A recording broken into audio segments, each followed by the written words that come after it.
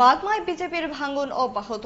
শনিবার সকালে বাগমা বিধানসভা কেন্দ্রের উলুপাড়ায় ৩৭ পরিবারের ১০৩ জন ভোটার বিজেপি ছেড়ে কংগ্রেসে যোগদান করেন।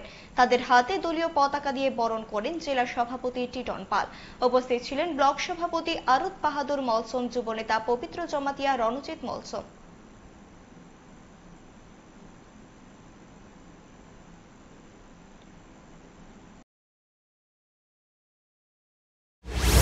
বাগমা বিধানসভা কেন্দ্রের কাচিগাং উলুপাড়া আজকে ভারতীয় জনতা পার্টি এবং ত্রিপুরা মাতা ছেড়ে ৩৭ পরিবারের ১০৩ ভোটার আনুষ্ঠানিকভাবে আমাদের কংগ্রেস দলে যোগদান করে।